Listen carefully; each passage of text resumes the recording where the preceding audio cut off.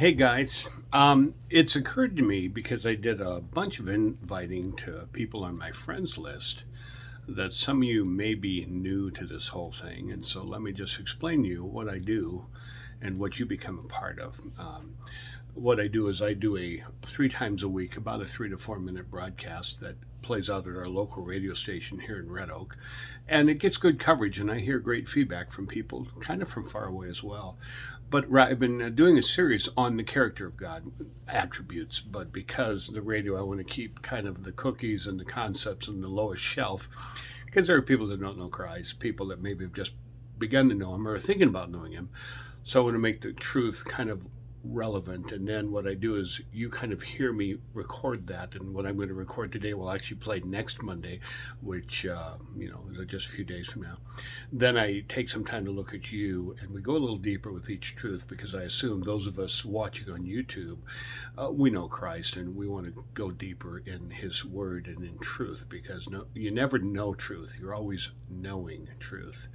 And so I want to take us deeper so we can do that and spend a little more time processing. And I hope it encourages and gives you hope. This is part of our ministry here in Red Oak, where you have a nonprofit called Persistent Hope. And we are looking for ways to share and show the love of Christ in practical ways. This fall, we will schedule the launch of our community youth. We will schedule the start of a children's tutoring program on Wednesday called Blast Off. We are going to have an event for those who have lost a spouse. We're going to hold and host a conference for those that are experiencing foster care or adoptive or even kinship care. And we have a marriage conference scheduled for the 1st of November. So we're trying to find practical ways to meet needs in our community that may not be being met. We certainly want to run it alongside those in our churches and our communities that are doing well and doing ministry as well. We want to assist them. We don't want to replace that. But there are lots of needs out there. So that's Persistent Hope. If you ever want to know more, you can email at info@persistenthope.org. You can also ask to join our Facebook group called Keeping Up with Dave and Connie. In case you haven't done that, that's where we're going to keep you more informed because Persistent Hope is a nonprofit. It's faith driven, and that's how Connie and I make our ends meet, but that's also how we seek and want to love and live in a community that we have been a part of for 28 years and continue to do that. Okay, probably with all of you, most of our people, their kids are starting school these last few weeks, and so I'm stepping away from my series for 2 weeks at least, and I wanted to talk about when life doesn't make sense. So join me as I talk to the radio, and then you and I will talk a little more afterwards. Hi, this is Pastor Dave. Welcome to Persistent Hope. Summer is ending and fall is ramping up. Whether you live by yourself or with a house full of kids, fall means two things: more activities and less sunlight. So I'm going to take a few weeks off from our series on the character of God. I want to talk to you for the next couple weeks about what to do when life doesn't make sense. And let's face it, there are a lot of times when life doesn't make sense. As always, because this is Persistent Hope, and we are a nonprofit that exists to find ways to share and show the love of Jesus Christ, it's my prayer that what I share with you will bring you hope. You know when life doesn't make sense? When you experience failure. Let's face it, no one starts something out with plans of failing. Go to any newspaper, and the section that talks about couples getting married are big articles, full-colored pictures. But if you flip a few more pages, in little small print, maybe no bigger than a half an inch, will list the marriages that have ended in divorce. You know, failure can come because of a major project or even a minor project. It can be the first time we tried something and we failed. It could be the 100th time we've tried something. It always worked before, and this time it fails. It can be a failure with people or a failure with procedures.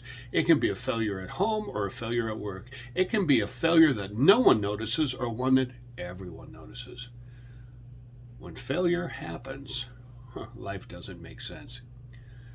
You have to figure out what went wrong. You have to try and see what you could do differently. You certainly don't want to repeat the same mistake. You have no doubt heard the story of many failures that turned into amazing successes. And I want to tell you something. The Bible is filled with those stories of men and women who failed. But at that moment of failure, they turned to God and asked Him to work in them so then He could work through them. There's an old comic book. You remember Charlie Brown? Well, one of those old comics, they're sitting on a fence and Charlie Brown has his typical dejected look. Now remember, Charlie Brown is a manager of a baseball team that never wins. They're obviously together. He's standing next to Linus. It's another defeated day. And Linus looks at Charlie Brown and says, Charlie Brown, don't be discouraged because we fail. We learn from our failures. And then in the next picture, Charlie Brown is looking at Linus and he says, if we learn from our failures, I've got to be the smartest guy in the world. Yeah, if we learn from our failures, some of us are experts, aren't we? The simple fact is, failing isn't hard. Learning from our failures requires a decision. I want to suggest that you ask God to give you the wisdom you need to learn from that failure. That's all. Ask God to help you learn from that failure. Proverbs 3 says, trust the Lord with your whole heart and don't lean in your own understanding. Sometimes failure is an opportunity to then do it right. It's not win-loss, it's learning and growing. Now on Wednesday, we're going to talk about when we experience broken relationships, that can make life seem confusing. But here's my assignment for you today. Take a moment and bow your head and say, God, help me learn from my failure. You see, when you pray that, you're asking God to give you a teachable heart. God, help me learn from my failure. God bless. Talk to you on Wednesday. Okay, so there's lots of reasons why we experience failure. Honestly, sometimes we experience failure because of our own self-inflicted wounds, if you will. We make decisions we don't pray about, or we make decisions we do pray about, and it doesn't go the way we've planned. Look, I've said yes to God's will, or what I clearly believe to be His will, and things have not worked out. And I want to tell you something. I believe God speaks through circumstances, but I've never believed circumstances alone confirm God's will.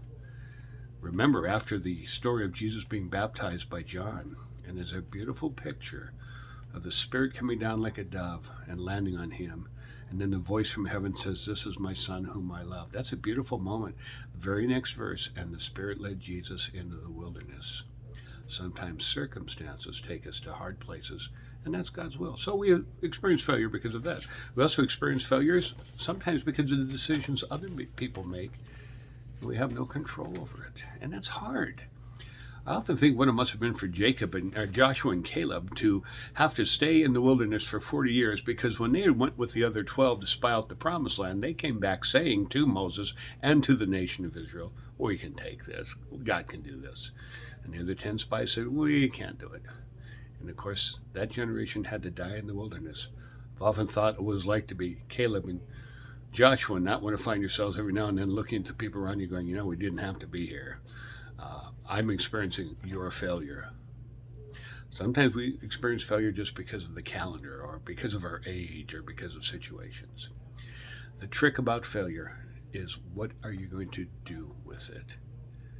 You see, insanity is doing the same thing the same way and expecting a different result. I've often joked, we've all been dumb and made a mistake, but we become stupid when we repeat this mistake that we could have corrected. So are you inviting God to teach you through failure? Because when people around you who do not have hope see you in your life situations turning to God and asking for wisdom, that gives them hope. You see, the person hoping that life will get easier and predictable will never find hope. The person that sees in you a walk with God that allows you to go on through difficulties and still walk in victory and confidence, that's going to make a difference in the world. Go ahead and fail. You're going to do it anyways, but let God use that to teach you. God bless.